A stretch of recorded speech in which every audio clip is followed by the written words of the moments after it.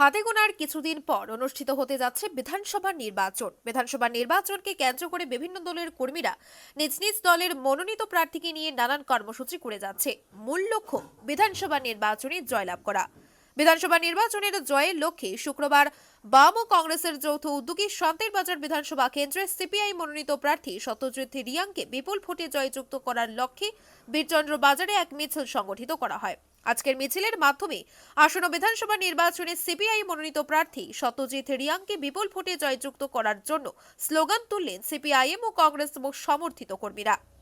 আজকের এই মিছিল চলাকালীন সময়ে সিপিআই মনোনীত প্রার্থী সত্যজিৎ রিয়াং বীরচন্দ্র বিজেপির কার্যালয়ে গিয়ে বিজেপি মনোনীত সমর্থিত কর্মীদের মধ্যে শুভেচ্ছা বার্তা বিনিময় করেন। সত্যজিৎ রিয়াংয়ের মূল লক্ষ্য ভ্রাতৃত্বের বন্ধনের মধ্য দিয়ে বিধানসভা নির্বাচনে লড়াই করে রাজ্যের সার্বিক উন্নয়নে কাজ করা। আজকের এই মিছিল শেষে বীরচন্দ্র বাজারে এক পথসভার আয়োজন করা হয়। আজকের পথসভায় প্রধান বক্তা হিসেবে উপস্থিত ছিলেন সিপিআইএম এর রাজ্য কমিটির সম্পাদক জিতেন্দ্র চৌধুরী। প্রধান বক্তার পাশাপাশি উপস্থিত ছিলেন টিটিএডিসির প্রাক্তন ইএম পরীক্ষিত মুরাসি, সিপিআইএম এর শান্তির বাজার মহকুমার সম্পাদক মণ্ডলীর সদস্য আশুতোষ দেবনাথ, প্রার্থী সত্যজিৎ রিয়াং, জোহর দেবনাথ সহ কংগ্রেস ও সিপিআইএম এর অন্যান্য নেতৃবৃন্দরা। আজকের পথসভায় বক্তব্য রাখতে গিয়ে বক্তারা বিগত 5 বছর রাজ্য সরকারের বিভিন্ন কাজের তীব্র সমালোচনা করেন। তার পাশাপাশি রাজ্যের সার্বিক উন্নয়নে শান্তির বাজার বিধানসভা কেন্দ্রে সিপিআই মনোনীত প্রার্থী সত্যজিৎ রিয়াংকে বিপুল ভোটে জয়যুক্ত করার বিশেষ আহ্বান জানান।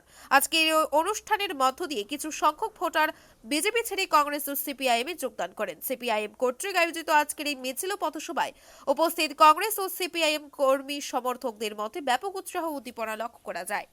ভারতীয় জনতা পার্টি বিরোধী ভোট যাতে ভাগ না হয়, গণতান্ত্রিক শক্তির ভোট বিভাজনের মধ্য দিয়ে বিজেপি যাতে আবার আসতে সুযোগ না পায় সে চেষ্টা করবে। একটু শেষ পর্যন্ত তারা আমাদের সেই সিদ্ধান্তে আমাদের সাথে একসাথে হাঁটার সেই কর্মসূচিতে সামিল হতে পারেননি। আমরা চেষ্টা চালিয়ে যাচ্ছি, এখনো চেষ্টা চালিয়ে যাচ্ছি।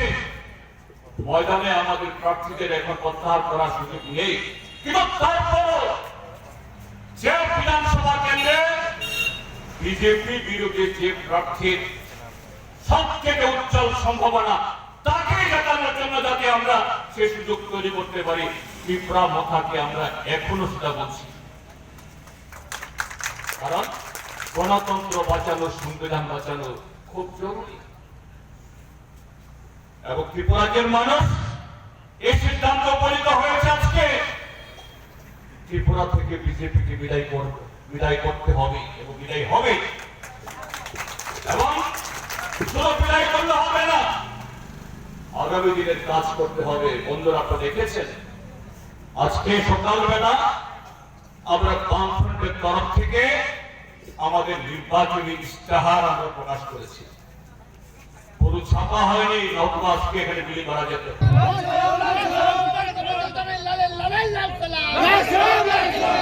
জিন্দাবাদ।